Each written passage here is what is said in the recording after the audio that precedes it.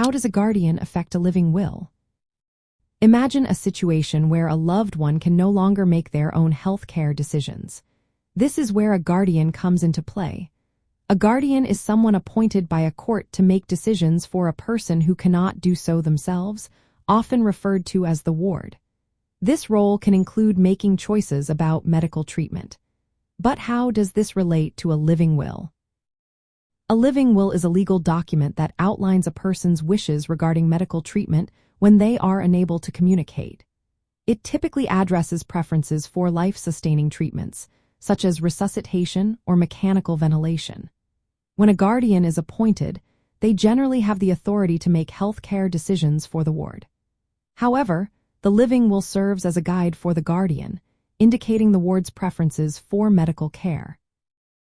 If a living will clearly states the wishes of the incapacitated person, the guardian is expected to honor those wishes. This means that the guardian's decisions should align with what is written in the living will. For instance, if the living will specifies that the ward does not want to receive certain treatments, the guardian must respect that directive.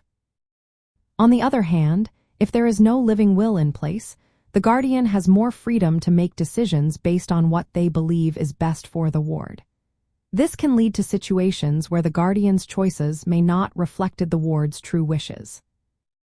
In some cases, a court may issue a limited guardianship. This means the guardian's authority over medical decisions is restricted, allowing the individual to retain some decision-making power if they are still partially capable. From an elder law and estate planning perspective, having a living will can help limit the scope of a guardian's authority. By clearly stating healthcare preferences in advance, it can reduce the need for guardianship altogether. This clarity can prevent conflicts and ensure that medical care aligns with the person's values and wishes. It is also essential to provide copies of the living will to the guardian, healthcare providers, and include it in the medical record. This ensures that the guardian's decisions are informed by the document.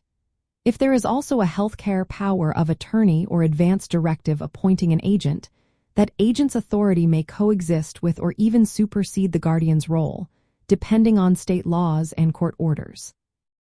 In summary, a guardian plays a significant role in making healthcare decisions for an incapacitated person.